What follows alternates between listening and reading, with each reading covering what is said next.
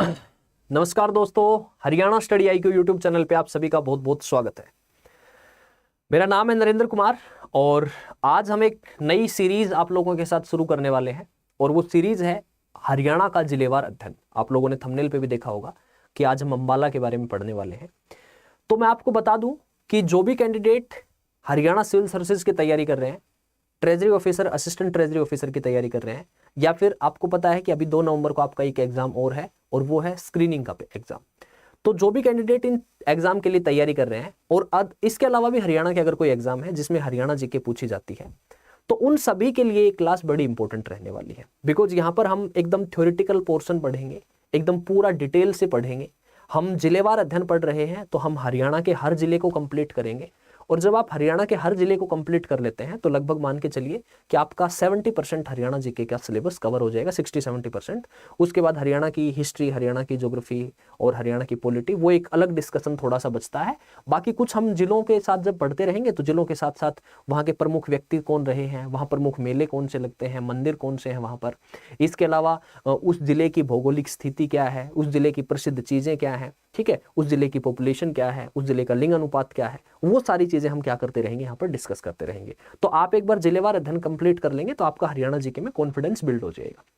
दूसरी बात कि चाहे एचसीएस का पेपर हो, चाहे टीओएटी का पेपर हो या स्क्रीनिंग का पेपर हो, आप लोगों को पता है कि हरियाणा जीके के लगभग 8-10 सवाल आपके पूछे जाएंगे और ये वो पोर्शन है जहां पर 8-10 सवाल आप इजीली अटेम्प्ट कर सकते हैं। कंपैरेटिवली और किसी सब्जेक्ट में ज्यादा मेहनत की जरूरत है, उसके मुकाबले यहाँ पर कम मेहनत की जरूरत है। और दूसरी सबसे इंपॉर्टेंट कि प्रीलिम्स आपका क्वालिफाइंग है, तो आप अगर इस 8-10 नंबर को मजबूत कर लेते हैं तो आपकी स्थिति मजबूत हो जाएगी पेपर में। तो इसलिए हरियाणा जीके आपके लिए एक, ये कह सकते हैं, एक ऐसा सेगमेंट है कि जिसको इजीली तैयार करके और इसमें अच्छी स्कोरिंग की जा सकती है। तो यहां जो मैं डिस्कस करूंगा, आपको बता दूं मैं पहले 2 मिनट कि आपको एक तो नोटबुक और पेन लेके जरूर बैठना है, क्योंकि बहुत सारी चीजें हैं जो यहां पर मैं आप लोगों के साथ इस पीपीटी में डिस्कस करूंगा तो वहां पर होंगी, लेकिन कुछ एक्स्ट्रा पॉइंट्स भी होंगे। तो वो एक्स्ट्रा पॉइंट आपको क्या कर लेने हैं, नोट कर लेने हैं, लिख लेने हैं। और ये जो पीपीटी है, अगर आप लोगों को इसकी रिक्वायरमेंट है तो मेरी टेलीग्राम आईडी है ज्योग्राफी बाई नरेंद्र सर, वहां जाकर आप मेरे पास एक बार मैसेज कर देंगे तो मैं अपने ग्रुप में इसको शेयर कर दूंगा, आप लोगों को ये पीपीटी मिल जाएगी। और इसमें एकदम डिटेल डिस्कशन है हरियाणा का, पूरा हरियाणा के जितने भी जिले हैं सभी जिलों के बारे में। तो आज हम शुरू करने वाले हैं, आज हम स्टार्ट करने वाले हैं, वो स्टार्ट करने वाले हैं हरियाणा का अंबाला जिला। और जो भी कैंडिडेट इस वीडियो को देख रहे हैं, शुरू से लास्ट तक एकदम शांति से 1-1.25 घंटे का टाइम लेके और अपनी स्टडी टेबल पे नोटबुक और पेन लेके और बैठ के और फिर इसको देखें। जो जो हम बताते जाते हैं, जो जो हम बात करते जाते हैं, वो सारी बातें आपको क्या कर लेनी है, नोट डाउन कर लेनी है, लिख लेनी है। उसके अलावा जहां पर जो लिखा है वो पीपीटी आपको प्रोवाइड करती जाएगी। चलिए तो शुरू करते हैं, स्टार्ट करते हैं, आ जाइए। अगर हम हरियाणा के जिलों की बात करते हैं तो हमें पता है कि हरियाणा के जो जिले हैं, उस हरियाणा के एट प्रेजेंट 22 जिले हैं, ठीक है। ये जो हरियाणा में 22 जिले हैं, वास्तविकता में जब हरियाणा पंजाब से अलग हुआ 1 नवंबर 1966 को, तो उस समय हरियाणा में 7 जिले थे। लेकिन फिर उसके बाद धीरे धीरे जो 7 जिले थे उन जिलों से काट के और अलग अलग जिले बना दिए गए। तो अगर हम यहाँ पर देखते हैं तो सबसे पहले हम यहाँ पर देखेंगे कि हरियाणा के जो 7 जिले थे शुरुआत में, वो 7 जिले थे अंबाला, गुरुग्राम, हिसार, जींद, करनाल, महेंद्रगढ़ और रोहतक। ये जो जिले थे ये आपके 1 नवंबर 1966 को 7 जिले थे। आपको याद नहीं करनी है बाकी डेट्स, ये डेट मैं आपको याद करवाऊंगा जब मैं सोनीपत पढ़ाऊंगा, भिवानी पढ़ाऊंगा, कुरुक्षेत्र पढ़ाऊंगा। तो ये जो 7 जिले हैं, इनके 7 के हेडक्वार्टर यहां देख लेंगे। महेंद्रगढ़ एक ऐसा जिला है जिसका हेडक्वार्टर नारनौल है और इवन महेंद्रगढ़ हरियाणा का सबसे पुराना जिला है, लेकिन इसका हेडक्वार्टर आज भी कहां पर है, नारनौल में है। और ये एक ऐसा जिला है जिसका हेडक्वार्टर उस जिले में ना होके किसी दूसरे स्थान पर है। तो आज हम जो शुरू करने वाले हैं वो अंबाला से शुरू करने वाले हैं और अभी हमारे पास 22 जिले हैं और 5 जिले और अलग होने वाले हैं। तो शायद अगली जो जनगणना हो उससे पहले वो 5 जिले अलग कर दिए जाएं। वो जो 5 जिले हैं वो यहाँ पर आप देख सकते हैं कि ये जो 5 जिले हैं ये होने वाले हैं अलग। गोहाना, हांसी, डबवाली, असंध और सफीदो, ये डिस्ट्रिक्ट हैं। तो गोहाना सोनीपत से काट के बनाया जाएगा, हांसी हिसार से कटेगा, डबवाली सिरसा से कटेगा, असंध करनाल से और सफीदो कहां से, जींद से। तो जिलों को अलग इसलिए किया जाता है ताकि एडमिनिस्ट्रेशन को बेहतर बनाया जा सके, ताकि प्रशासन को और अच्छे तरीके से चलाया जा सके, जो सर्विसेज की डिलीवरी है वो और बेहतर तरीके से हो सके, लोगों की जो समस्याएं हैं, लोगों की जो प्रॉब्लम्स हैं उनको ठीक तरीके से सुना जा सके और सुशासन चलाया जा सके, प्रशासन को बेहतर और अच्छे तरीके से रन किया जा सके। अब अगर हम बात करते हैं अंबाला की, तो तो अंबाला हमारा क्या है, 1 नवंबर 1966 को बनने वाला पहला जिला है। और इवन हम कहते हैं कि अंबाला जो है वो 1 नवंबर 1966 को ना बनके अंबाला को 1847 में क्या बना दिया गया था, जिला बना दिया गया था, डिस्ट्रिक्ट बना दिया गया था। तो जब हम जिलों के बारे में पढ़ेंगे तो हम पढ़ेंगे कि उस जिले की भौगोलिक स्थिति क्या है, वो जिला, उस जिले की लोकेशन है, उसकी जो वास्तविक स्थिति है वो स्थिति क्या है, उस जिले के प्रमुख व्यक्ति कौन है, उस जिले के प्रमुख मेले कौन कौन से हैं, उस जिले के प्रमुख मंदिर कौन कौन से हैं, और वहां से उस जिले से आपकी कौन कौन सी इंडस्ट्रीज हैं, कौन कौन से उद्योग है वहां पर, और वो जिला किस चीज के लिए जाना जाता है। तो हम कह रहे हैं कि अंबाला जो है वो 1 नवंबर 1966 को बना, जब हरियाणा बना उसी समय। अंबाला का जो एरिया है वो 1574 किलोमीटर है, 1574 स्क्वायर किलोमीटर है। और इसके अलावा एक डेटा और लिख लेंगे कि ऑफिशियली इसका जो एरिया है वो 1569 स्क्वायर किलोमीटर भी है। अब आप कहेंगे दो कैसे हैं, इसके दोनों ही एरिया हैं और दोनों एरिया क्या है, ठीक है। तो पेपर में कोई भी पूछा जाता है तो वो क्या है, राइट है, वो क्या है, सही है। उसके बाद अगर हम बात करते हैं अंबाला की स्थिति की, तो देखो हमारी जो डायरेक्शंस हैं वो ऊपर नॉर्थ है, नीचे साउथ है, इधर ईस्ट होता है, इधर वेस्ट होता है। तो अगर हम अंबाला की बात करते हैं तो अंबाला में यहां पर देख सकते हैं आप कि अंबाला के नॉर्थ में क्या है आपका, अंबाला के नॉर्थ में पंचकुला है। अंबाला के अगर हम साउथ की बात करते हैं तो साउथ में क्या है आपका, कुरुक्षेत्र है। और यहां पर अगर हम देखते हैं तो यहां पर पंचकुला है, और यहां पर इसके साथ साथ किसकी सीमा भी लगती है, इसके साथ साथ यहां पर पंजाब की सीमा भी लगती है। और इसका जो पश्चिमी भाग है वो पश्चिमी भाग में भी इसकी पंजाब की सीमा लगती है, और यहां पर भी इसके साथ किसकी सीमा लगती है, पंचकुला के साथ पंजाब की सीमा लगती है। लेकिन अगर हम पूर्वी भाग की बात करते हैं तो पूर्वी भाग में हमारे पास क्या है, यमुनानगर है। तो अपनी नोटबुक में बना लेना ऐसे ही। कारण क्या है कि जब सवाल आएगा पेपर में तो वहां पर आपका कंफ्यूजन नहीं होगा, वहां पर आप एक बार अगर आप अपने हाथ से लिख लेंगे, अपने हाथ से बना लेंगे तो चीजें बेहतर होंगी। आप लोगों ने मेरे को ज्योग्राफी पढ़ाते हुए भी देखा होगा, मैं वहां पर भी यही कहता हूं कि लिखना है आपको, बिना लिखे पढ़ाई करने का कोई लॉजिक नहीं मानता, ठीक है। You are not here to जज मी। आप जो है ना वो कि हाँ मैं पीपीटी लेके पढ़ा रहा हूँ और आप मुझे बता रहे हैं ये ठीक है ये गलत है। आप लोग पढ़ रहे हैं, आप लोग पढ़ाई कर रहे हैं हमारे साथ, तो आप लोगों के हाथ में भी पेन होना चाहिए और नोटबुक होनी चाहिए, और आप मेरे साथ साथ लिखते रहेंगे। हाँ कुछ चीजें हैं जो आपको प्रिंटेड फॉर्मेट में चाहिए, वो हमारी तरफ से प्रोवाइड की जाएंगी, ठीक है, ओके। अगर इसके पॉपुलेशन की बात करते हैं, इसकी जनसंख्या की बात करते हैं, तो इसकी जनसंख्या 10 लाख से अधिक है, ये वो देख सकते हैं आप। और 10 लाख से अधिक जनसंख्या वाले जिलों में से अंबाला एक जिला है। अंबाला जाना जाता है अपने मिलिट्री बेस की वजह से, इसके बारे में हम डिटेल डिस्कस करेंगे। अंबाला जाना जाता है अपने उद्योगों के बारे में और अपने एजुकेशनल इंस्टीट्यूशन यानी कि शिक्षण संस्थानों के बारे में जाना जाता है। तो यहां देख सकते हैं अंबाला के नॉर्थ में पंजाब है, मोहाली एंड पटियाला, ईस्ट में यमुनानगर है, साउथ में कुरुक्षेत्र है, और वेस्ट में पंजाब के पटियाला डिस्ट्रिक्ट लगते हैं। और यहां से टांगड़ी और घग्गर दो नदियां हैं जो इस नदियां यहां से बहती हैं, जिनके बारे में हम आगे डिस्कस करेंगे। उसके बाद देखें, अगर एडमिनिस्ट्रेटिव सेटअप की बात करते हैं, प्रशासनिक ढांचे की बात करते हैं, तो अंबाला जो है यहां पर जो तहसील और सब डिवीजन की बात कर रहा है तो कहता है Ambala city, Ambala cantt, Ambala cantonment, Ambala cantt है, बराड़ा और नारायणगढ़, ये क्या है, तहसील और सब डिवीजन है। लेकिन बेसिकली अंबाला में जो तहसील है वो दो हैं, एक तो है अंबाला सिटी और दूसरी जो तहसील है वो है अंबाला कैंट। तो अगर केवल तहसील की बात पूछता है तो अंबाला में 2 तहसील हैं, एक तो अंबाला में 4 तहसील हैं, सॉरी मैं 2 बोल गया। एक तो अंबाला सिटी है, अंबाला कैंट है, उसके बाद नारायणगढ़ है, और चौथी क्या है, बराड़ा है। उसके बाद अगर हम म्युनिसिपैलिटीज की बात कर लेते हैं तो यहाँ पर अंबाला सिटी है, अंबाला कैंट है, और क्या है, नारायणगढ़ है। यानी कि जो नगर पालिकाएं हैं वो 3 नगर पालिकाएं हैं, अंबाला सिटी, अंबाला कैंट और नारायणगढ़। इसके साथ साथ एक चीज आप और ध्यान रखेंगे कि ये तो है तहसील, और अगर हम उप तहसील की बात करते हैं, उप तहसील, तो यहां नहीं लिखा है, आप लिख लेंगे अंबाला में 3 उप तहसील है। जो तहसील है वो 4 है, और जो उप तहसील है वो उप तहसील कितनी है, उप तहसील कितनी है, 3 है, मुलाना, साहा और शाहजादपुर। मुलाना, साहा और शाहजादपुर, ये 3 क्या है, उप तहसील है। उसके बाद अगर हम यहां पर देखते हैं कि अंबाला में जो विधानसभा क्षेत्र हैं, वो अंबाला में विधानसभा क्षेत्र कितने हैं, तो अंबाला में लिखो, अंबाला में जो विधानसभा क्षेत्र हैं वो 4 विधानसभा क्षेत्र हैं। कौन कौन से विधानसभा क्षेत्र हैं, एक तो अंबाला सिटी, ये विधानसभा क्षेत्र है, अंबाला कैंट, ये विधानसभा क्षेत्र है, और यहां देख सकते हैं बराड़ा और नारायणगढ़। तो ये तहसील तो है, लेकिन इन दोनों में से जो आपकी विधानसभा क्षेत्र है वो विधानसभा क्षेत्र नारायणगढ़ है, बराड़ा नहीं है। और एक है आपका यहां पर जो आपने उप तहसील लिखी मुलाना, ये मुलाना किस में आता है, विधानसभा क्षेत्र में आता है।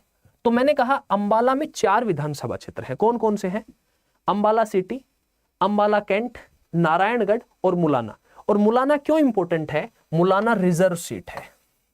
ये जो सीट है ये आरक्षित सीट है और यहां से जो एमएलए हैं वो कौन है? पूजा चौधरी।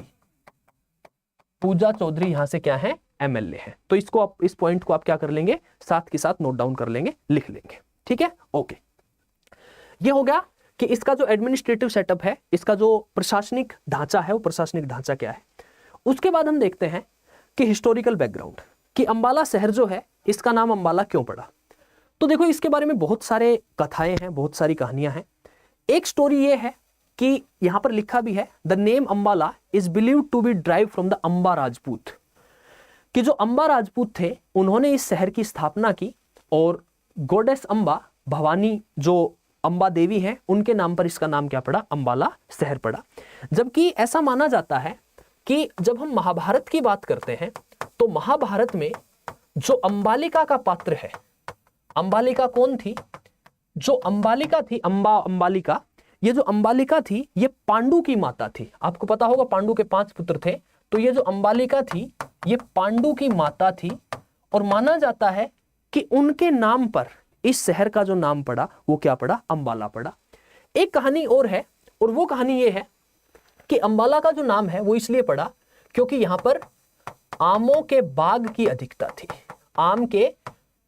आम के बागों की अधिकता के कारण, आम के बागों की अधिकता के कारण इस शहर का नाम अंबाला पड़ा। अब एक सबसे इंपॉर्टेंट, सबसे जरूरी बात है कि हरियाणा में सबसे अधिक आम यमुनानगर में होते हैं।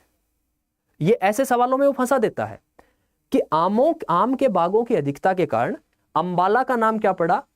अंबाला शहर का नाम अंबाला पड़ा। लेकिन हरियाणा में सबसे अधिक आम कहां पर होते हैं? तो हरियाणा में सबसे अधिक आम यमुनानगर पे होते हैं। और अगर आपसे पूछा जाए, अगर आपसे मान लो सारे ही ऑप्शन आपको दिए जाते हैं, तो आप ये कहेंगे कि जो सबसे, मतलब ये कह सकते हैं कि जो सबसे अधिक मत माना जाता है कि इस शहर का नाम अंबाला क्यों पड़ा, तो वो है आम के बागों की अधिकता के कारण। तो हम कहेंगे कि ठीक है, ये 3 स्टोरी है। अंबा राजपूत, अंबालिका पांडु की माता थी, उसके नाम पे पड़ा, और तीसरा आम के बागों की अधिकता। तो अंबाला शहर का नाम आम के बागों की अधिकता होने के कारण अंबाला पड़ा। और हरियाणा में सबसे अधिक आम कहां पर होते हैं? यमुनानगर पे होते हैं। ये 2 पॉइंट आप क्या कर लेंगे? नोट कर लेंगे। उसके बाद देखते हैं, the British cantonment of Ambala was established in 1843, replacing Karnal as a military base after the malaria outbreak there. कि अंबाला कैंट जो है, आपको पता होगा कि अंबाला में छावनी है, ठीक है, एयरफोर्स स्टेशन भी है अंबाला में।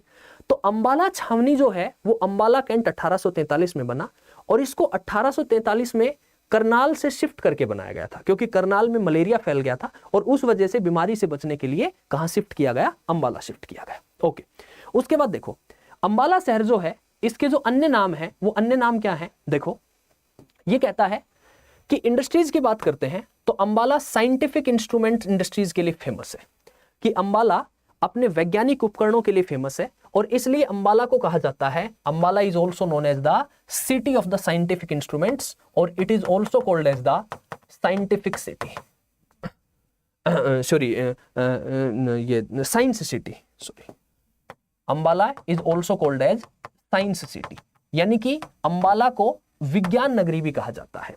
दूसरी जो बात लिखी उसने कहा कि Ambala is known for manufacturing of surgical instruments, laboratory equipments and the educational apparatus, कि अंबाला सर्जिकल उपकरण, प्रयोगशाला उपकरण और उसके अलावा शैक्षिक उपकरण बनाने के लिए भी जाना जाता है। Ambala cantt is a major wholesale cloth market hub, और अंबाला कैंट जो है वो थोक कपड़े का जो थोक बाजार होता है उसके लिए भी क्या है? प्रसिद्ध है। इसके अलावा लिखेंगे कि अंबाला को मिक्सी सिटी भी कहा जाता है, अंबाला को मिक्सी सिटी भी कहा जाता है। जो मिक्सी और ग्राइंडर होते हैं वो मिक्सी और ग्राइंडर यहां पर बहुत बनते हैं, और मिक्सी और ग्राइंडर बनने के कारण इस शहर को क्या कहते हैं? मिक्सी सिटी कहते हैं। दूसरी सबसे इंपॉर्टेंट, सबसे जरूरी बात, एक वर्ड आता है हरियाणा जीके में पूछा जाता है, और वो वर्ड है ट्विन सिटी, और एक शब्द है जुड़वा शहर। तो आप कहेंगे सर हिंदी में और अंग्रेजी में एक ही तो बात है, ट्विन सिटी और जुड़वा शहर। अगर वो ट्विन सिटी की बात करता है तो ट्विन सिटी क्या है?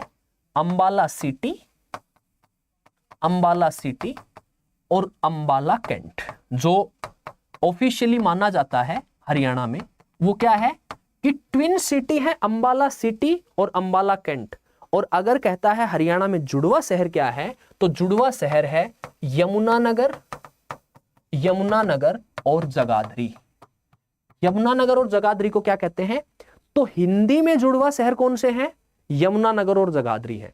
और अंग्रेजी में ट्विन सिटी क्या है, अंबाला सिटी और अंबाला कैंट है। तो ये 2 पॉइंट क्या कर लेंगे आप, लिख लेंगे। तो इसमें लिख लेंगे अंबाला किसके लिए जाना जाता है, अंबाला जाना जाता है साइंटिफिक इंस्ट्रूमेंट्स के लिए। तो हमने पहला लिखा Ambala is known for scientific instruments, known for scientific instruments. दूसरा जो सिलाई मशीन उद्योग है, जो सिलाई मशीन उद्योग है, तो आप लिख लो इसको। दूसरा जो सिलाई मशीन उद्योग है अंबाला, अंबाला सिलाई मशीन के लिए भी जाना जाता है। तीसरा लिखो मिक्सी सिटी, यानी कि मिक्सी उद्योग के लिए भी जाना जाता है। और चौथा लिखो टोरेक्स। एक तो होता है कोरेक्स खांसी की दवाई, और एक खांसी की दवाई होती है टोरेक्स। तो जो टोरेक्स खांसी की दवाई है, वो टोरेक्स खांसी की दवाई भी कहां पर बनती है, अंबाला में बनती है। और इसके अलावा अंबाला दरी व गलीचा उद्योग, दरी व गलीचा उद्योग के लिए जाना जाता है अंबाला को। और ये जो दरी है, ये जो सूत के कपड़े का काम होता है, ये दूसरा कहां पर होता है, हरियाणा में पानीपत में होता है। पानीपत को भी हम क्या कहते हैं, सूत की नगरी कहते हैं। तो दरी व गलीचा उद्योग, दरी व गलीचा उद्योग। और एक है टोजो माउथ फ्रेशनर, टोजो माउथ फ्रेशनर।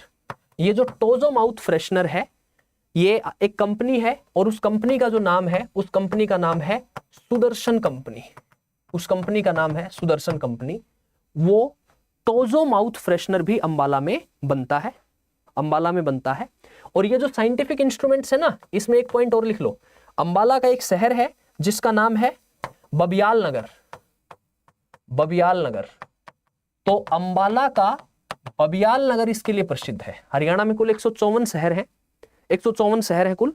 तो उस 154 शहर में से जो बबियाल नगर है, वो बबियाल नगर किसके लिए फेमस है, Babiyal Nagar is famous for the scientific instruments. तो आप लिख लेंगे कि अंबाला में कौन कौन सी इंडस्ट्रीज है। तो अंबाला में साइंटिफिक इंस्ट्रूमेंट के लिए जाना जाता है, अंबाला को साइंस सिटी कहा जाता है।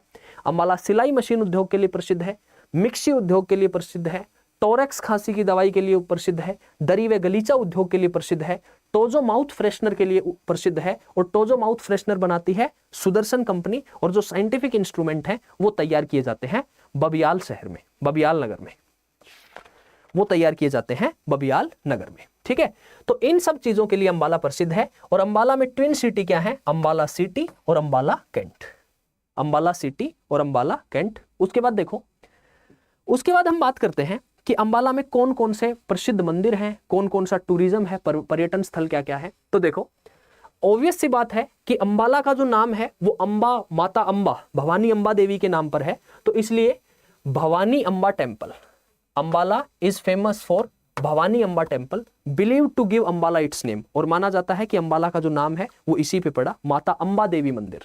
ठीक है, हिंदी में लिखते हैं तो हम कहते हैं भवानी अंबा मंदिर या फिर माता अंबा देवी मंदिर। दूसरा जो है वो लिखा है यहां पर that gurdwara Manji Sahib and gurdwara Panjokhra Sahib, gurdwara Manji Sahib and gurdwara Panjokhra Sahib. देखो, अब लिख लो इसमें 2 बात। मंदिर की बात करता है तो इसने केवल एक नाम लिखा है, भवानी अंबा देवी। दूसरा लिखो राधा किशन मंदिर और शारदा देवी मंदिर, राधा किशन मंदिर, राधा किशन मंदिर और शारदा देवी मंदिर, और शारदा देवी मंदिर। इसके लिए अंबाला क्या है, प्रसिद्ध है। तो अंबाला के जो मंदिर हैं उसमें भवानी अंबा देवी, राधा किशन मंदिर और शारदा देवी मंदिर। ये शारदा देवी मंदिर है, ये त्रिलोकपुरी में लगता है। ये जो शारदा देवी मंदिर है ये त्रिलोकपुरी में ये मंदिर है, त्रिलोकपुरी में है। दूसरा लिखा है गुरुद्वारा मंजी साहिब। अब देखो मेरी बात सुनना ध्यान से, जब हम बात करते हैं अंबाला की तो हम कहते हैं, अब मेरे साथ साथ कुछ पॉइंट आप लिखेंगे। हम कहते हैं कि जो गुरुद्वारों का शहर है हरियाणा में, गुरुद्वारों का शहर, तो गुरुद्वारों का शहर कैथल है, और गुरुद्वारों का जो गांव है सीवान गांव, वो भी कहां पर पड़ता है? कैथल में पड़ता है। गुरुद्वारों का शहर है वो, गुरुद्वारों का शहर कैथल है। और इसी में लिखेंगे दूसरा पॉइंट कि सबसे अधिक गुरुद्वारे कहां पर लगते हैं? सबसे अधिक गुरुद्वारे, तो आपको पता है सबसे अधिक गुरुद्वारे अंबाला में। लिख लेंगे इस पॉइंट को। गुरुद्वारों का शहर किसको कहा जाता है? गुरुद्वारों का शहर कैथल को कहा जाता है। लेकिन हरियाणा में जो सबसे अधिक गुरुद्वारे हैं, वो सबसे अधिक गुरुद्वारे कहां पर हैं? अंबाला में हैं। इसलिए अंबाला के जो गुरुद्वारे हैं उनका जिक्र पेपर में जरूर किया जाता है, वहां से सवाल जरूर पूछा जाता है, क्योंकि यहां पर बहुत अधिक गुरुद्वारे हैं, सबसे अधिक गुरुद्वारे हैं हरियाणा में। तो लिखो, इसमें जो सबसे पहला गुरुद्वारा है, तो आप एक हेडिंग लगा लो, अंबाला,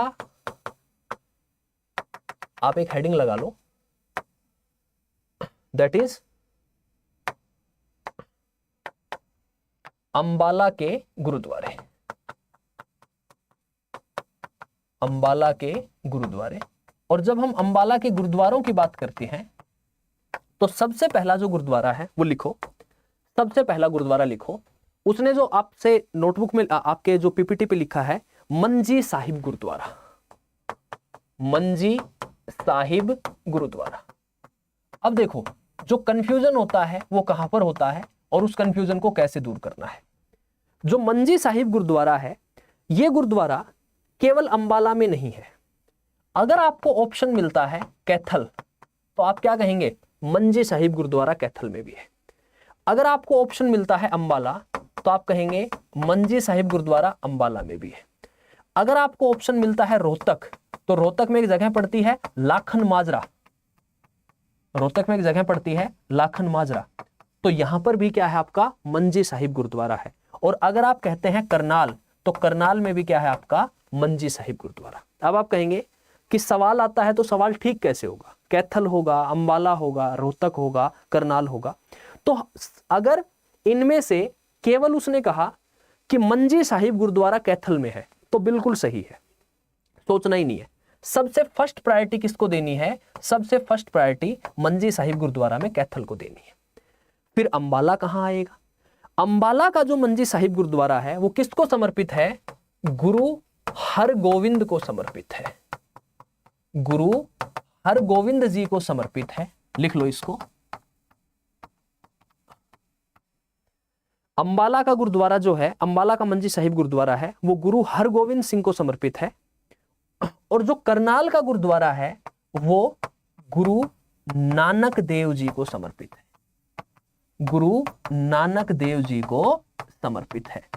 अगर वो कहता है कि मंजी साहिब गुरुद्वारा, जो गुरुद्वारा गुरु हरगोविंद सिंह जी को समर्पित है, वो गुरुद्वारा कहां है? तो वो गुरुद्वारा अंबाला में है। अगर उसने सिंपल कहा मंजी साहिब गुरुद्वारा कहां है और ऑप्शन में कैथल है, तो कैथल आंसर आएगा। अगर कैथल नहीं है तो अंबाला आएगा, अंबाला नहीं है तो रोहतक आएगा, रोहतक नहीं है तो फिर करनाल आएगा। या फिर वो कहता है कि गुरु नानक देव जी को समर्पित मंजी साहिब गुरुद्वारा कहां पर है, तो वो गुरुद्वारा कहां है? करनाल में है। ठीक है, दूसरा लिखो, दूसरा लिखो। तो ये हो गया मंजी साहिब गुरुद्वारा। दूसरा जो गुरुद्वारा है वो है बादशाही गुरुद्वारा। दूसरा जो गुरुद्वारा है वो है बादशाही गुरुद्वारा। बादशाही गुरुद्वारा भी किसको समर्पित है? बादशाही गुरुद्वारा किसको समर्पित है? गुरु गोविंद सिंह को समर्पित है। बादशाही गुरुद्वारा गुरु गोविंद सिंह जी को समर्पित है। यह भी कहां पर है? अंबाला में। दूसरा, बादशाही गुरुद्वारा गुरु गोविंद सिंह जी को समर्पित है। तीसरा जो गुरुद्वारा है वो है पंजोखेड़ा गुरुद्वारा। पंजोखेड़ा या पंजोखरा, अगर वो पंजोखरा भी लिखता है तो भी क्या है? यही है। ये जो गुरुद्वारा है ये कहां पर है? ये अंबाला के पंजोखेड़ा गांव में है। लिख लो, पंजोखेड़ा गुरुद्वारा अंबाला के पंजोखेड़ा गांव में है। तथा यह सिखों के जो सिख धर्म के लोग होते हैं उनके लिए गुरुद्वारे जो होते हैं वो उनके धार्मिक स्थल होता है, गुरु हरि कृष्ण को समर्पित है। सिखों के 8वें गुरु हरि कृष्ण को समर्पित है।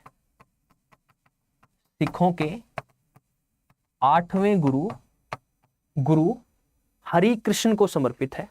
लिखो पंजोखड़ा गुरुद्वारा। पंजोखड़ा गुरुद्वारा। बादशाही गुरुद्वारा गुरु गोविंद सिंह जी को समर्पित है। पंजोखड़ा गुरुद्वारा पंजोखड़ा गांव में है, जो कि सिखों के 8वें गुरु हरिकृष्ण जी को समर्पित है। अगला गुरुद्वारा है वो है लखनौर साहिब गुरुद्वारा। 3 हो गए। चौथा लिखो लखनौर साहिब गुरुद्वारा। लखनौर साहिब गुरुद्वारा। चौथा लिखो लखनौर साहिब गुरुद्वारा। ठीक है, तो ये कहां पर है? लखनौर में है, लखनौर गांव में है, और ये आपका गुरु गोविंद सिंह जी को समर्पित है। गुरु गोविंद सिंह जी को समर्पित है। लखनौर साहिब गुरुद्वारा लखनौर में है, जो कि गुरु गोविंद सिंह जी को समर्पित है। अगला जो गुरुद्वारा है वो है गेंदसर साहिब गुरुद्वारा। गेंदसर साहिब गुरुद्वारा। ऐसा मानते हैं कि ये जो गेंदसर साहिब गुरुद्वारा है ये गुरु गोविंद सिंह जी को ही समर्पित है, और यहां पर गुरु गोविंद सिंह गेंद से खेलते थे बचपन के दिनों में। अपने बचपन के दिनों में जब गुरु गोविंद सिंह जो थे वो यहाँ पर गेंद से खेलते थे। और ये कहां पर है? ये भानोखेड़ी गांव में है। भानोखेड़ी गांव में है, और किसको समर्पित है? गुरु गोविंद सिंह जी को समर्पित है। यह गुरु गोविंद सिंह जी को समर्पित है। गेंदसर साहिब गुरुद्वारा। लखनौर साहिब गुरुद्वारा लखनौर में है, गुरु गोविंद सिंह जी को समर्पित है। अगला जो गुरुद्वारा है वो है शीशगंज। अगला जो गुरुद्वारा है वो है शीशगंज गुरुद्वारा। तो कितने हो गए? 5। चौथा लिखो शीशगंज। तो शीशगंज गुरुद्वारा जो है ये आप देखेंगे तो आपको दिल्ली में भी मिलेगा। ठीक है, दिल्ली में भी देखते हैं आप कि शीशगंज गुरुद्वारा है। तो जो शीशगंज गुरुद्वारा है वो जो सिखों के 9वें गुरु थे, जिन्होंने अपना धर्म के लिए बलिदान दे दिया था, 9वें गुरु जो थे गुरु तेग बहादुर जी। तो लिखो यह सिखों के 9वें गुरु तेग बहादुर जी को समर्पित है। गुरु तेग बहादुर जी को समर्पित है। हरियाणा के किसी और जिले में हम इतने गुरुद्वारों का जिक्र नहीं करेंगे। कारण क्या है कि अंबाला में सबसे अधिक गुरुद्वारे हैं, तो इसलिए अंबाला के जो गुरुद्वारे हैं वो हमें कुछ ज्यादा डिटेल में पढ़ने पड़ेंगे। ठीक है, तो शीशगंज गुरुद्वारा सिखों के 9वें गुरु तेग बहादुर जी को समर्पित है। अगला लिखो गुरुद्वारा श्री मर्दो साहिब। गुरुद्वारा श्री मर्दो साहिब। गुरुद्वारा श्री मर्दो साहिब। जो गुरुद्वारा श्री मर्दो साहिब है ये भी आपका भानोखेड़ी गांव में है। यहां देखो हमने कहा था गेंदसर साहिब गुरुद्वारा कहां है? भानोखेड़ी गांव में है। और मर्दो साहिब भी कहां है? भानोखेड़ी गांव में है। ये भी कहां पर है? भानोखेड़ी गांव में है। और ये जो गुरुद्वारा है ये भी किसको समर्पित है? गुरु तेग बहादुर जी को समर्पित है। गुरु तेग बहादुर जी को समर्पित है। गुरु तेग बहादुर जी को समर्पित है। और एक इंपॉर्टेंट गुरुद्वारा और है, और वो है सूर्यकुंड गुरुद्वारा। सूर्यकुंड गुरुद्वारा। तो सूर्यकुंड गुरुद्वारा भी कहां पर है? अंबाला में है। सूरजकुंड का मेला कहां पर लगता है? फरीदाबाद में लगता है। लेकिन सूर्यकुंड गुरुद्वारा कहां पर है? सूर्यकुंड गुरुद्वारा अंबाला में है। सूर्यकुंड गुरुद्वारा अंबाला में। तो ये क्या है? ये कुछ गुरुद्वारे हैं जो कि इंपॉर्टेंट हैं। तो मैंने क्या बताया कि गुरुद्वारों का शहर किसको कहते हैं? कैथल को कहते हैं। गुरुद्वारों का गांव सीवान गांव भी कहां पर है? कैथल में है। लेकिन सबसे अधिक गुरुद्वारे कहां पर हैं? सबसे अधिक गुरुद्वारे अंबाला में है। तो सबसे अधिक गुरुद्वारे होने के कारण हमने यहाँ पर जो प्रमुख प्रमुख गुरुद्वारे हैं, उन प्रमुख प्रमुख गुरुद्वारों के ये 8-9 गुरुद्वारे हैं जिनके बारे में हमें पता होना चाहिए। ये गुरुद्वारे हमने पढ़ लिए हैं। ठीक है, चलो बैक टू द पॉइंट आते हैं, वापिस आते हैं।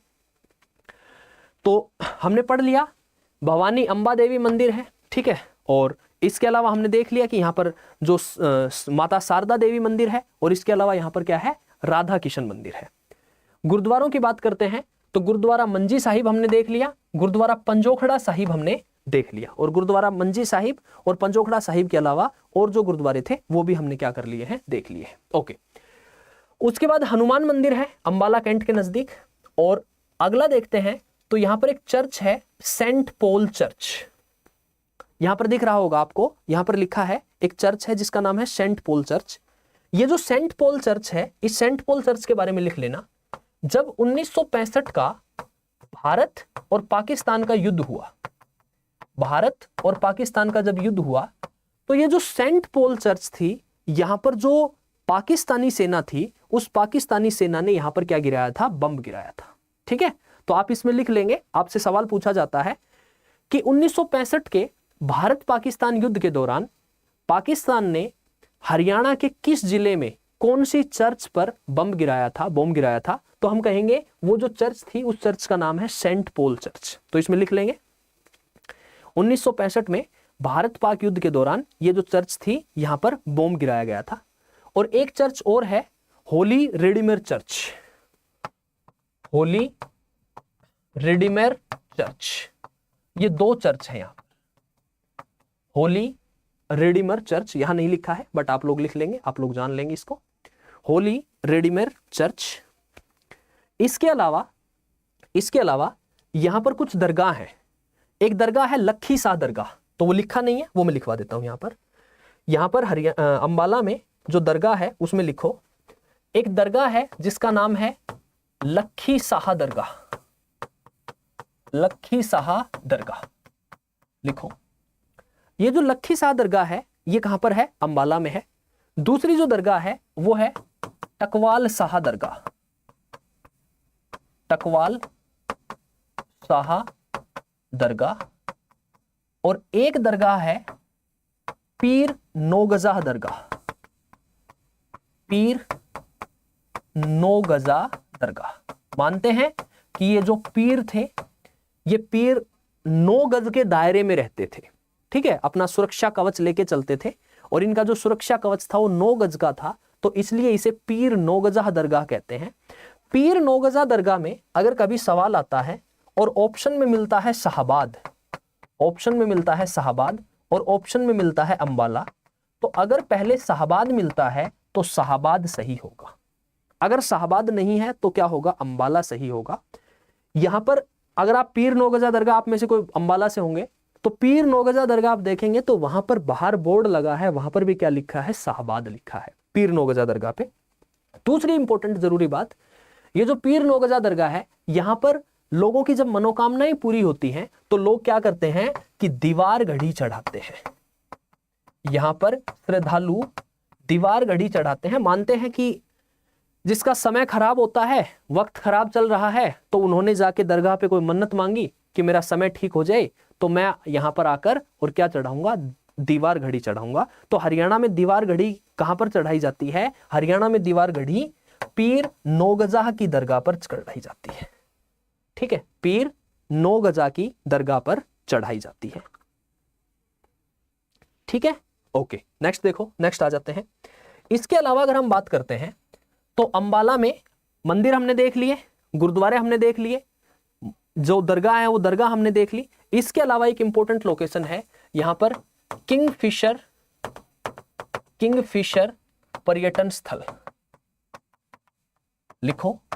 Next is important is Kingfisher पर्यटन स्थल, और एक है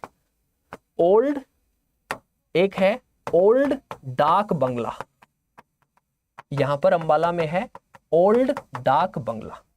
ये जो ओल्ड डाक बंगला है ये 1890 में वीआईपी गेस्ट हाउस बनाया गया था। 1890 में इसे वीआईपी गेस्ट हाउस बनाया गया था अंग्रेजों के द्वारा कि अगर कोई वीआईपी आता है तो वो यहां पर रुकेगा। और उसके बाद 1902 में जो विक्टोरिया थी, महारानी विक्टोरिया थी, वो 1902 में महारानी विक्टोरिया यहां ठहरी थी। 1902 में महारानी विक्टोरिया यहां ठहरी थी। तो ये लिख लो, ओल्ड डाक बंगला। 1890 में वीआईपी गेस्ट हाउस के रूप में इसे बनाया गया और यहां पर 1902 में महारानी विक्टोरिया ठहरी थी। इसके अलावा अंबाला में एक कब्रिस्तान है जिसका नाम है यूरोपीय कब्रिस्तान। इसका नाम है यूरोपीय कब्रिस्तान। तो लिखो, नेक्स्ट इज यूरोपीय कब्रिस्तान। ये जो यूरोपीय कब्रिस्तान है ये एक अंबाला में भी है और एक करनाल में भी है। एक अंबाला में भी है और एक आपका करनाल में भी है। एक अंबाला में भी है और एक करनाल में भी है। एक मिनट रुकना भाई।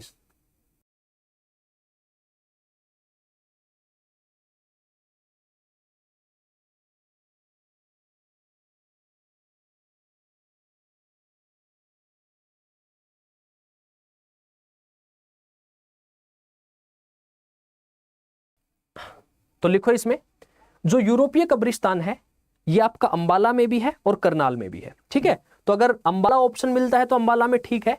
बेसिकली अंग्रेजों का एक अफ्रीका में युद्ध हुआ था, आप लोगों ने हिस्ट्री में पढ़ा होगा, एंग्लो बोअर युद्ध जिसको कहते हैं। ठीक है, तो एंग्लो बोअर युद्ध में जो बंदी बनाए गए सैनिक थे उनको यहाँ पर लेके आया गया था और फिर उनको यहाँ पे फांसी की सजा दी गई थी। फिर वो जो मर गए थे, जो फांसी की सजा के बाद जो बंदी, उन बंदियों को यहाँ पर दफनाया गया था। तो जो यूरोपीय कब्रिस्तान है वो कहाँ पर है, अंबाला में भी है और करनाल में भी है।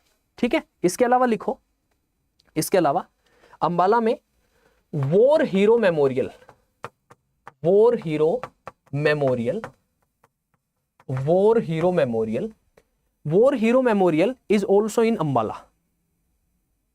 और ये 1857 की क्रांति में, 1857 की क्रांति में जो सैनिक शहीद हुए थे, 1857 की क्रांति में शहीद हुए, 1857 की क्रांति में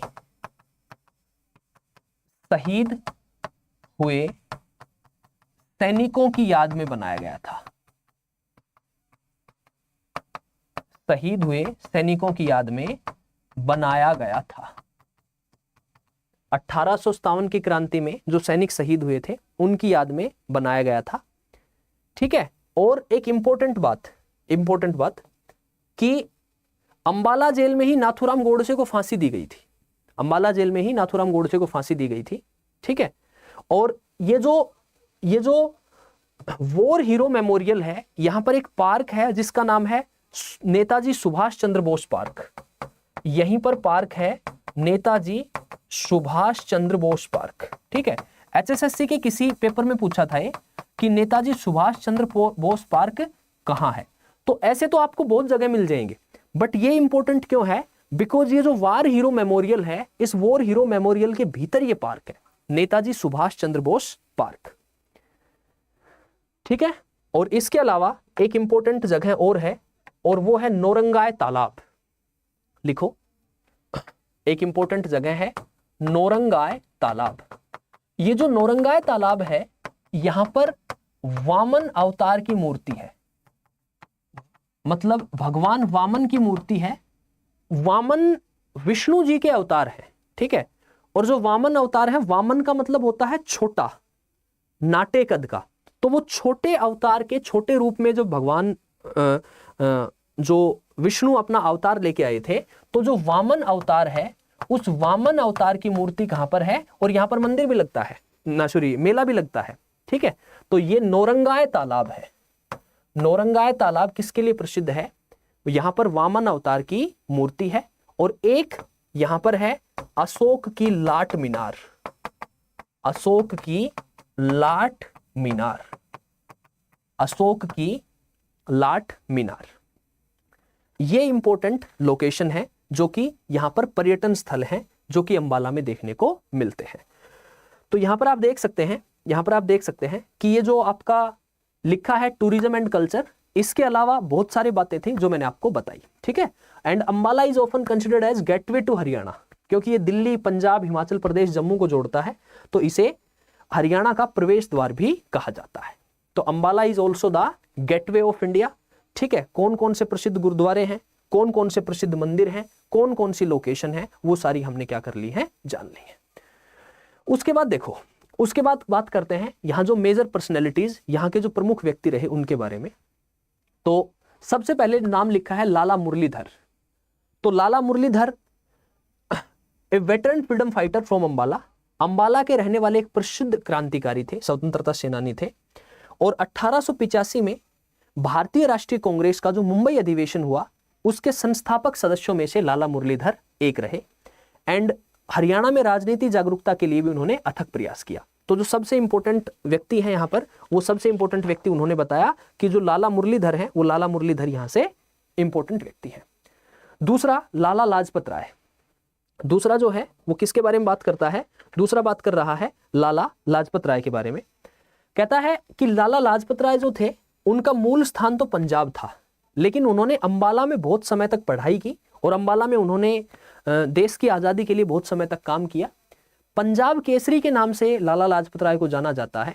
और जो इंडियन नेशनल स्ट्रगल था, भारतीय राष्ट्रीय स्वतंत्रता आंदोलन चल रहा था, उसमें लाल बाल पाल, तो लाल से क्या बनता है, लाला लाजपत राय, ठीक है। बाल गंगाधर तिलक और विपिन चंद्र पाल, तो लाल, बाल और पाल, उसमें लाल किसको रिप्रेजेंट करता है, लाला लाजपत राय को।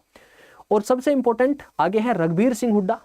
तो यहाँ जो रघुवीर सिंह हुड्डा हैं वो अंबाला से ही कांग्रेस के जो है वो एक कांग्रेस लीडर रहे। और रघुवीर सिंह हुड्डा, आपको पता है कि हरियाणा के जो पहले अभी जो नायब सिंह सैनी मुख्यमंत्री जी हैं, उससे पहले मनोहर लाल खट्टर जी थे, और उससे पहले हरियाणा के जो मुख्यमंत्री थे वो कौन थे, चौधरी भूपेंद्र सिंह हुड्डा थे। तो चौधरी भूपेंद्र सिंह हुड्डा के पिताजी थे। उसके बाद कुछ और फेमस पर्सनैलिटीज हैं, और उस जो फेमस पर्सनैलिटीज हैं उनमें सबसे इंपॉर्टेंट हैं, और वो हैं सुषमा स्वराज। सुषमा स्वराज, सुषमा स्वराज के बारे में मानते हैं कि इनका जन्म स्थान जो है, इनका जन्म जो हुआ वो 14 फरवरी 1952 को हुआ, 14 फरवरी 1952 को हुआ।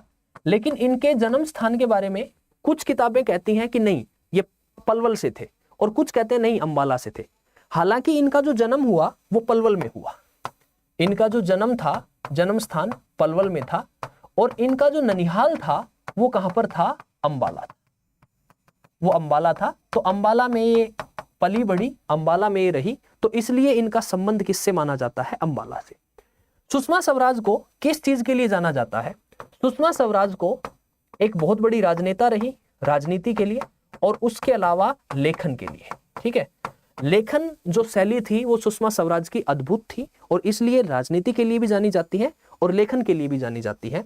और सुषमा स्वराज सन 1977 में, ये इंपॉर्टेंट है, सन 1977 में पहली बार क्या बनती हैं, एमएलए बनती है, मेंबर ऑफ लेजिस्लेटिव असेंबली, यानी कि विधायक बनती है 1977 में। अब आप देखो 1952 से 1977 कितने साल की उम्र है, 25 वर्ष की उम्र है। और उस समय जो सरकार होती थी हरियाणा में, वो सरकार होती थी चौधरी देवीलाल की, चौधरी देवीलाल की सरकार थी।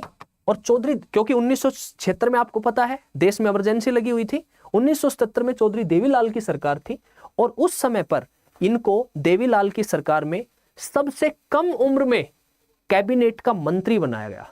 चौधरी देवीलाल ने इनको 8 मंत्रालय दिए, और यह हरियाणा की सबसे कम उम्र में कैबिनेट मंत्री बनी, सबसे कम उम्र में कैबिनेट मंत्री बनी, ठीक है। और सुषमा स्वराज जी का एक और भी जो है वो इनकी उपलब्धि है कि इंदिरा गांधी के बाद दूसरी महिला विदेश मंत्री यही थी, भारत की दूसरी महिला विदेश मंत्री, भारत की दूसरी महिला विदेश मंत्री। इंदिरा गांधी पहली महिला विदेश मंत्री थी, उसके बाद यही थी।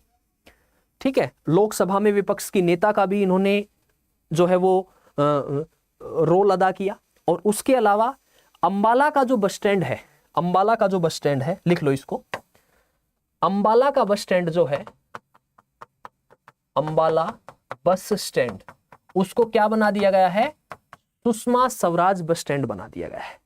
अंबाला बस स्टैंड जो है वो इन्हीं के नाम पर है, इन्हीं के नाम पर है। हरियाणा का सबसे पुराना बस स्टैंड कौन सा है, हरियाणा का सबसे पुराना जो बस स्टैंड है वो गुरुग्राम है। और हरियाणा का दूसरा सबसे पुराना बस स्टैंड कौन सा है, वो दूसरा सबसे पुराना बस स्टैंड अंबाला है। तो ये लिख लो, अंबाला बस स्टैंड सुषमा स्वराज जी के नाम पर है, और हरियाणा का सबसे पुराना बस स्टैंड गुरुग्राम है, और हरियाणा का दूसरा सबसे पुराना बस स्टैंड अंबाला है। हरियाणा का दूसरा सबसे पुराना बस स्टैंड अंबाला है। ठीक है, तो फेमस पर्सनैलिटी जो हैं उसमें सबसे पहले हमने किसका जिक्र किया, सबसे पहले हमने सुषमा स्वराज जी का जिक्र किया। सुषमा स्वराज जी के बारे में हमने जाना, राजनेता थी, लेखन के लिए प्रसिद्ध थी, सबसे कम उम्र में कैबिनेट मंत्री बनी, ठीक है, दूसरी महिला विदेश मंत्री बनी, लोकसभा में नेता विपक्ष रही। और उसके अलावा जो सुषमा स्वराज पुरस्कार, हरियाणा सरकार सुषमा स्वराज पुरस्कार भी देती है, 5 लाख राशि है जिसकी, और अंबाला का जो बस स्टैंड है उसका नाम बदलकर सुषमा स्वराज बस स्टैंड कर दिया गया है। दूसरा लिखो, मुंशी ज्वाला प्रसाद, दूसरी यहां पर जो प्रमुख हस्ती रही, मुंशी ज्वाला प्रसाद। मुंशी ज्वाला प्रसाद जो थे वो बहुत प्रमुख स्वतंत्रता सेनानी थे। ठीक है, इसके अलावा कुछ अभिनेता भी हैं बॉलीवुड में, जैसे ओमपुरी, ओमपुरी यहीं से है ओमपुरी, जैसे आपकी परिणीति चोपड़ा, जूही चावला, जूही चावला का संबंध अंबाला से है। तीसरा सॉरी हो गया, परिणीति चोपड़ा, परिणीति चोपड़ा, इन सब का जो संबंध है, ये सारे क्या हैं, ये बॉलीवुड के कलाकार हैं। इनका संबंध किसके साथ है, अंबाला के साथ है, अंबाला के साथ है। और एक बहुत प्रमुख गजल गायिका है जिनका नाम है जोहराबाई। नेक्स्ट लिखो, जोहराबाई, जोहराबाई। जोहराबाई क्या है, जोहराबाई बहुत ही प्रमुख गजल गायिका है, प्रमुख गजल गायिका है। और इनका संबंध भी कहां से है, इनका संबंध भी अंबाला से है, अंबाला से है। और एक और राजनेता है जिनका नाम है सुचेता कृपलानी, सुचेता कृपलानी, ये अंबाला से है, इनकी शादी यूपी में हुई। और सुचेता कृपलानी जो थी वो पहली महिला मुख्यमंत्री, सुचेता कृपलानी अंबाला से ही थी, और इनकी शादी यूपी में होती है। और पहली महिला मुख्यमंत्री भारत में यही बनी थी 1963 में, 1963 से और 1967 तक, 1963 से 1967 तक उत्तर प्रदेश की मुख्यमंत्री रही है, उत्तर प्रदेश की मुख्यमंत्री रही। ठीक है, और एक बहुत प्रमुख शेफ हैं जिनका नाम है संजीव कपूर। शेफ वो होते हैं जो खाना बनाते हैं, जो बड़े बड़े होटल होते हैं वहां पर। तो संजीव कपूर क्या है, बहुत प्रमुख शेफ है, और इनका संबंध किसके साथ है, अंबाला के साथ है। संजीव कपूर, सुचेता कृपलानी, जोहराबाई, जोहराबाई, जोहराबाई।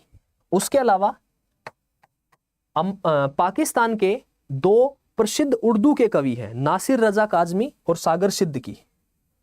नासिर रजा काज़मी, नासिर रजा काज़मी और सागर सिद्दीकी, सागर सिद्दीकी, ये दोनों क्या हैं, पाकिस्तान के बहुत प्रसिद्ध उर्दू कवि रहे। और इन दोनों का जो संबंध है वो कहां से है, इन दोनों का संबंध अंबाला से है, इन दोनों का संबंध अंबाला से है। ठीक है, तो ये अंबाला की प्रमुख हस्तियां हैं जिनको हमने देख लिया है, जिनके बारे में हमने पढ़ लिया है। ओके, अब यहां आ जाते हैं आगे। आगे कहता है about the education and the institutions, कि शिक्षा व्यवस्था की बात करते हैं। तो शिक्षा व्यवस्था में सबसे पहले उसने जो जिक्र किया वो किसका जिक्र किया है, यहां पर उन्होंने Kurukshetra university regional centre and Maharshi Markandeshwar university, ये जो MM यूनिवर्सिटी है इसकी 1993 में स्थापना की गई। महर्षि मार्कंडेश्वर, और मार्कंडा नदी भी बहती है यहाँ पे, जिसका दूसरा नाम अरुणा है। मार्कंडा नदी का दूसरा नाम अरुणा है। तो महर्षि मार्कंडेश्वर यूनिवर्सिटी, और ये जो महर्षि मार्कंडेश्वर यूनिवर्सिटी है इसकी स्थापना 1993 में हुई, और ये एक डीम्ड यूनिवर्सिटी है। जो MM यूनिवर्सिटी है, महर्षि मार्कंडेश्वर यूनिवर्सिटी, डीम्ड यूनिवर्सिटी है। ठीक है। Medical college and engineering institutions are present in and around Ambala. Ambala के चारों तरफ इंजीनियरिंग इंस्टीट्यूट हैं, मेडिकल इंस्टीट्यूट हैं, और यहां पर जो जवाहर नवोदय विद्यालय है JNV वो कुलान में है। आपको पता होगा हर जिले में जवाहर नवोदय विद्यालय होते हैं JNV, तो यहां जो JNV है वो अंबाला का JNV कुलान में है। JNV जवाहर नवोदय विद्यालय कुलान में है। जवाहर नवोदय विद्यालय कुलान में है। ठीक है, ओके। उसके बाद रिवोल्ट ऑफ द 1857, 1857 की क्रांति। तो 1857 की क्रांति के अगर हम प्रमुख सैन्य शहरों की बात करते हैं तो उन प्रमुख सैन्य शहरों में अंबाला का जिक्र किया जाता है। तो कहता है Ambala played a crucial role in the uprising, कि 1857 की क्रांति के विद्रोह में अंबाला ने एक मुख्य भूमिका निभाई। और ये डेट याद रखेंगे, विद्रोह की शुरुआत 10 मई 1857 को 60वीं नेटिव इन्फेंट्री के सिपाहियों ने और बाद में 5वीं नेटिव इन्फेंट्री के सिपाहियों ने विद्रोह किया यहां पर। उसके बाद कहता है कि इस विद्रोह को जल्द ही दबा दिया गया, लेकिन अंबाला के सैनिक और आम नागरिक दोनों ने अंग्रेजों का सक्रिय रूप से विरोध किया। कि अंबाला के नागरिकों ने भी और अंबाला के जो सैनिक थे उन्होंने भी, दोनों ने क्या किया, यहां पर सक्रिय रूप से काम किया। और 1857 की क्रांति के बाद, 1857 की क्रांति के बाद सन 1860 में, लिख लो, 1857 की क्रांति के बाद सन 1860 में पहली बार अंग्रेजों ने जो जनता दरबार लगाया, वो अंबाला में ही लगाया। 1857 की क्रांति के बाद जनता दरबार सबसे पहले 1860 में अंबाला में ही लगाया गया, और यहीं पर 1860 में ही डाक सेवा की भी शुरुआत की गई थी। अंबाला से डाक सेवा की भी शुरुआत की गई थी।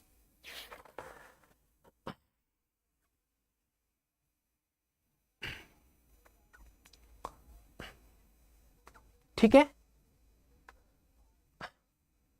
अंबाला में साइमन कमीशन का भी विरोध हुआ था। ठीक है, और जो है वो 1857 की क्रांति का भी यहां पर जो है इंपॉर्टेंट स्थान रहता है। ओके, नेक्स्ट देखते हैं। Reform movement and the socio religious organisations, की सुधार आंदोलन और सामाजिक सुधार आंदोलनों के संदर्भ में यहां पर बहुत सारे जो है वो सुधार और राजनीतिक जागृति को बढ़ावा देने के लिए यहां पर बहुत सारे संगठन उभरे, और वो जो संगठन थे उन संगठनों का जिक्र यहां पर आपके पास किया गया है, ये देख सकते हैं। 1883 में आर्य समाज अंबाला कैंट से, 1884 में अंजुमन रिफाए आम अंबाला शहर से, 1886 में अंजुमन इस्लामिया अंबाला शहर से, 1886 में सिंह सभा, केंद्रीय राष्ट्रीय मोहम्मदन एसोसिएशन मुस्लिमों की भलाई के लिए, अंजुमन इस्लामिया, सिंह सभा, आर्य समाज और सनातन धर्म सभा। तो ये क्या थे, ये आपके सामाजिक सुधार आंदोलन और सामाजिक धार्मिक संगठन थे। तो ये आप क्या कर लेंगे, ये आप एक बार देख लेंगे बस। ठीक है, इनका वर्ष याद रखना इतना ज्यादा इंपॉर्टेंट नहीं है, एक दो का ध्यान है रखना जरूरी है, जैसे आर्य समाज इंपॉर्टेंट है, सनातन धर्म सभा इंपॉर्टेंट है। ठीक है, और ये सिंह सभा है, ये इंपॉर्टेंट है, बाकी इतने ज्यादा इंपॉर्टेंट नहीं है। अगर आप लिखना चाहें तो लिख सकते हैं, कोई ऐसी बात नहीं है, और आप याद करना चाहें याद कर सकते हैं, but these are not so much important, इतना इंपॉर्टेंट नहीं। ठीक है, ओके।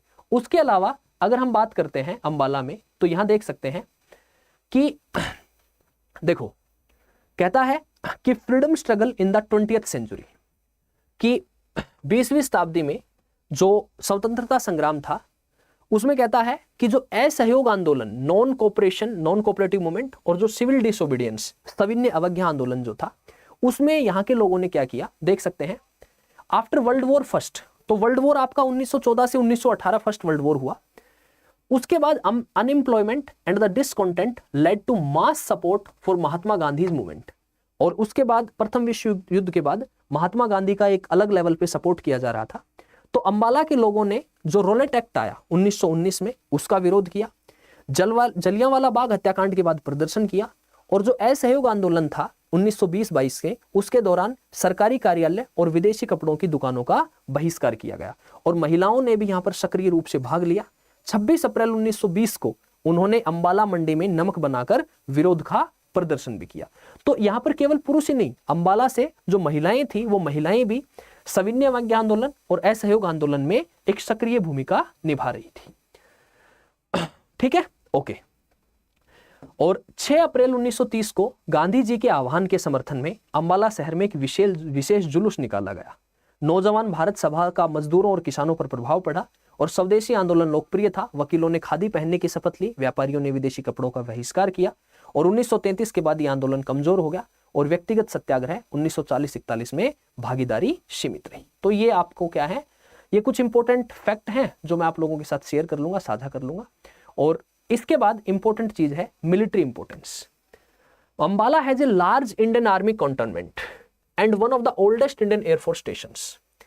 देखो, पाकिस्तान के साथ जब लड़ाई होती है तो अंबाला स्ट्रेटेजिकली बहुत इंपॉर्टेंट लोकेशन पे है। ठीक है, अगर हम देखते हैं नॉर्थ में चाइना या फिर हम देखते हैं कि हमारे वेस्ट में जो पाकिस्तान है, तो इन सभी लोकेशंस को देखते हुए अंबाला क्या है, स्ट्रेटेजिकली बहुत इंपॉर्टेंट है। और अंबाला का जो एयरफोर्स स्टेशन है वो अंबाला का air force station oldest air force station है। ठीक है, one of the oldest air force station. इसके बाद कहता है स्ट्रेटेजिकली लोकेटेड, और भारत पाकिस्तान के नजदीक ये सबसे इंपॉर्टेंट एयरफोर्स स्टेशन है जो कि लोकेटेड है, आर्मी कैंट है जो कि लोकेटेड है। And it is home to advance aircraft squadrons including Rafale fighter jet. और यहां पर उन्नत विमान स्क्वाड्रन है जिसमें राफेल जो है लड़ाकू विमान वो भी शामिल है। 2020 से जो राफेल थे वो यहीं पर आए थे।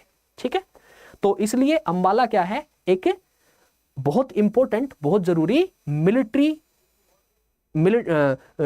बेस भी है। ठीक है, जनसंख्या हमने देख ली, शहरी जनसंख्या लगभग 35% है और लिटरेसी रेट है वो लगभग 87% है। सेक्स रेशियो 885 है और भाषाएं जो बोली जाती हैं वो हिंदी है, पंजाबी है और हरियाणवी डायलेक्ट है। ये क्या है आपके, ये आपके जो है वो इंपॉर्टेंट लोकेशंस हैं, इंपॉर्टेंट पॉइंट्स हैं। बाकी जो पॉइंट हैं तो वो आप इतने ज्यादा इंपॉर्टेंट नहीं है। इवन देन अगर आप देखना चाहें तो देख सकते हैं। I will share this PPT with you. और जो इंपॉर्टेंट बातें थी अंबाला के बारे में जो मैंने आपको लिखवाए हैं पॉइंट, कुछ बचे हुए थे, मिसिंग पॉइंट थे, वो मैंने आप लोगों के साथ डिस्कस कर लिए, शेयर कर लिए, साझा कर लिए। तो मैं उम्मीद करता हूं, आशा करता हूं कि ये मैंने आपको आज जो पॉइंट दिए हैं, मैंने आपको जो बातें बताई हैं वो आपको समझ आई होंगी, आपको ये सेशन अच्छा लगा होगा। लास्ट यही कहना चाहूंगा कि एक लाइक, शेयर और कमेंट आपकी तरफ से मैं एक्सपेक्ट करता हूं। एंड आई होप कि आपको इससे ज्यादा करने की जरूरत नहीं है। जो जिलेवार अध्ययन मैं आपको करवा रहा हूं, तो मैं आपको यहाँ पर जो पीपीटी में लिखा है वो तो ठीक है, उसके अलावा भी बहुत सारे पॉइंट है जो आप लोगों के साथ डिस्कस कर रहा हूँ, शेयर कर रहा हूँ, साझा कर रहा हूँ। तो इससे इतना अगर आप कर लेते हैं, उसके बाद आप प्रीवियस ईयर क्वेश्चन लगा लेते हैं, then it will be easy for you. और आपके जो हरियाणा जीके है वो पूरी हरियाणा जीके हम इसी सीक्वेंस में क्या करेंगे, कंप्लीट करेंगे। तो लास्ट यही कहना चाहूंगा कि अपनी तैयारी करते रहिए, पढ़ते रहिए। और कोई डाउट है तो मेरी टेलीग्राम आईडी है geography bye Narendra sir, NARENDRA, वहां मेरे से कनेक्ट हो सकते हैं आप, और आपको ये पीपीटी वहां प्रोवाइड कर दी जाएगी।